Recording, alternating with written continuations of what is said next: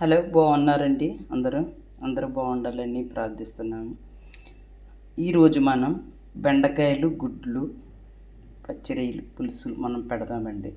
ఈ విధంగా పెట్టాలో చూపిస్తాను. ఈ విధంగా గ్యాస్ మీద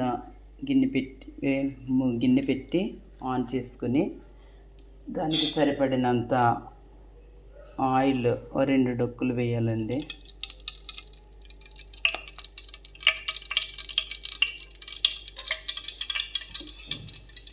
ఈ విధంగా ఆయిల్ వేసిన తర్వాత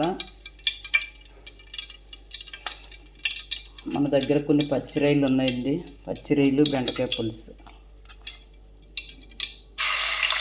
పచ్చిరొయ్యలు ఈ విధంగా వేసి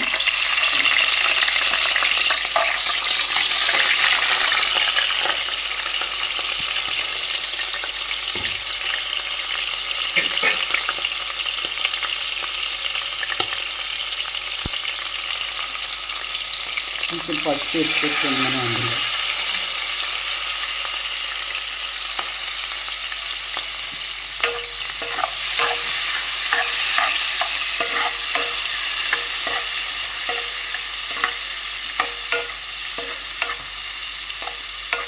ఈ విధంగా వేసుకోవాలండి.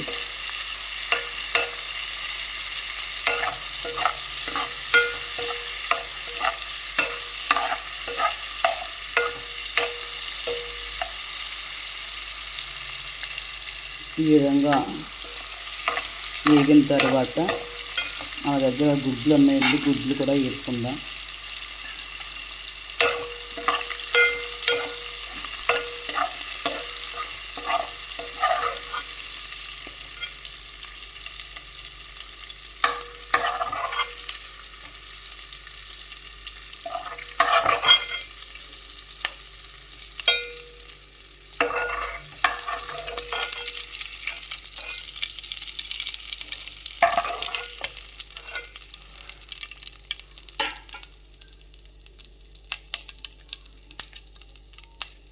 ఎగ్స్ కూడా వేసుకోవాలండి.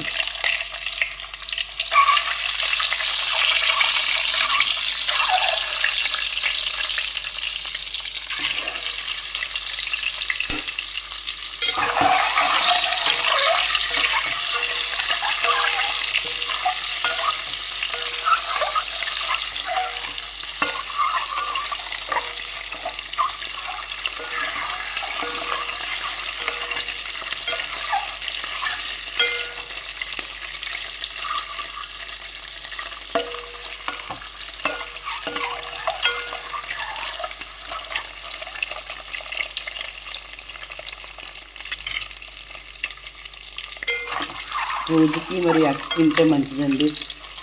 ఒక 3-4 ఎగ్స్ అన్నా పిల్లలు, యూత్ పిల్లలు తినచ్చు. పెద్దవారైనా రోజుకి 2 గుడ్లు తింటే కాలుష్యం అది ఉంటుందండి, బ్యాక్ పెయిన్ అవి రాకుండా ఉంటుంది. కాబట్టి ఎగ్స్ కూడా తింటే మంచిది. ఈ విధంగా ఎగ్స్ అన్నీ వేగిన తర్వాత మనం తీసి బాగా డీప్గా కూడా వేపకూడదండి, డైజెషన్ అయితే తొందరగా అవ్వకుండా ఉంటుంది. కాబట్టి లైట్గా వేసి మనం తీసి ఈ విధంగా పక్కన మనం పెట్టుకోవాలండి.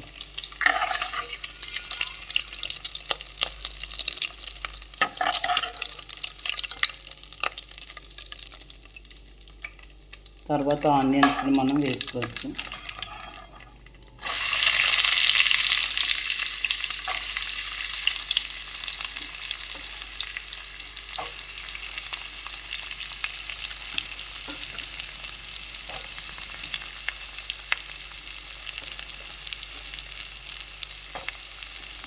ఈ విధంగా వేసిన తర్వాత బాగా వేగనివ్వాలండి.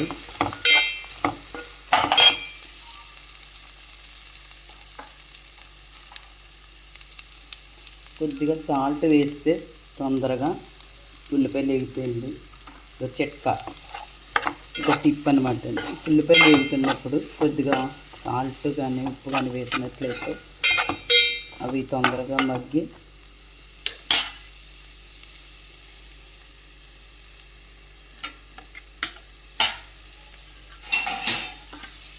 తర్వాత కొంచెం సేపు మూత పెట్టిన తర్వాత త్వరగా మగ్గుతాయండి. తర్వాత ప్రాసెస్ చూపిస్తాను. ఈ విధంగా ఉల్లిపాయలు వేగిన తర్వాత బెండకాయలు కూడా వేసండి. టమాటాలు 2 టమాటాలు 3 టమాటాలు వేయడం జరిగింది. నేను చిన్నవి కాబట్టి 3 వేసాను.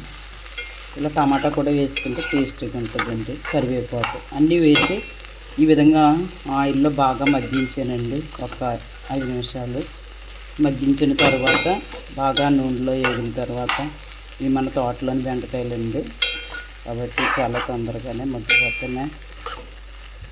మనం గార్డెనింగ్ ఆర్గానిక్గా పండించుకున్నప్పుడు చాలా మంచిగా ఉంటుందండి. టేస్ట్ కూడా బాగుంటాయి. మన తోటలో కాయగూరలు ఏవి మందులు అవి వేయకుండా వేస్తారు కాబట్టి చాలా మంచిగానే ఉంటుందండి. తర్వాత తగినంత కారం ఒక 3 స్పూన్లు వేస్తే సరిపోతుందండి.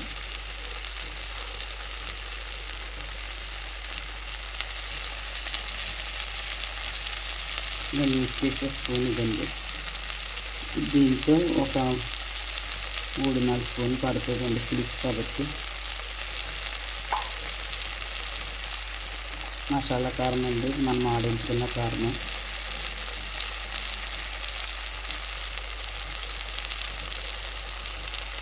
కొద్దిగా పసుపు కూడా మనం వేద్దామండి.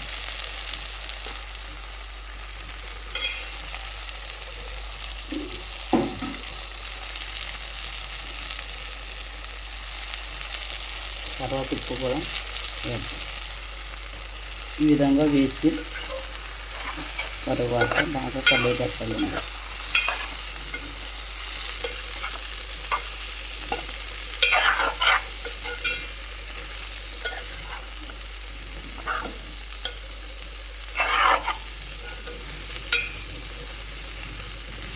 ఈ విధంగా కలియబెట్టిన తర్వాత మనం ముందుగా వేపి పెట్టుకున్న ఎగ్స్ రొయ్యలు కూడా వేసేయడం జరిగింది.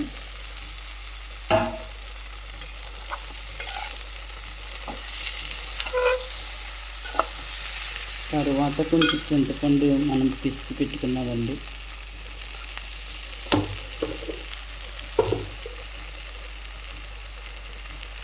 చింతపండును కూడా మనం తీసుకోవడం జరిగింది. దీని నుంచి తీయగా వచ్చిన పల్ప్ అనేది ఈ రసాన్ని కూడా మనం కూరలో వేద్దాం.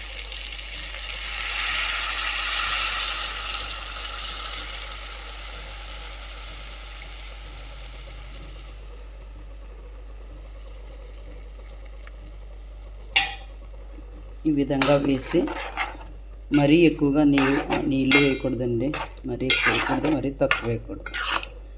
పులుసు కాబట్టి కొద్దిగా మన పులుసు వచ్చినట్లు. బెండకాయలు మరి ఆరోగ్యానికి చాలా మంచిది. బెండకాయలు తినడం వలన మోకాల్లో గుజ్జు కూడా పడుతూ ఉంటుంది. బెండకాయలు చామదుంపలు మనం అప్పుడప్పుడు తింటూ ఉండాలండి.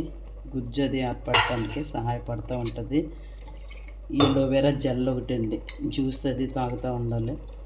కాబట్టి ఈ విధంగా చేయడం వలన మోకాళ్ళ నొప్పులు అది గుజ్జు అది ఏర్పడటం, నొప్పులు అవి తగ్గాలంటే గుజ్జు ఉండాలండి. ఆ గుజ్జు ఏర్పడాలంటే మనం అప్పుడప్పుడు బెండకాయలు తింటూ ఉండాలండి. చామదుంపలు, ఎలోవేరా జ్యూసు ఇవన్నీ కూడా ఆరోగ్యానికి చాలా మంచివండి. మోకాళ్ళ నొప్పులు అవి తాగడానికి చాలా ఉపయోగపడతాయి. ఈ విధంగా అయిన తర్వాత మనం మూత పెట్టి ఒక 5 నిమిషాలు ఉంచుకుని కరివేపాకు కూడా వేస్తామండి. ఉంటే కొత్తిమీర కూడా సాగు చేసుకోవచ్చు.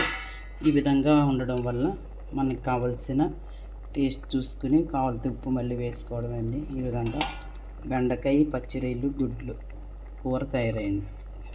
Thank you very much. మూత పెట్టి ఒక 5 నిమిషాలు ఉంచుకోవాలి.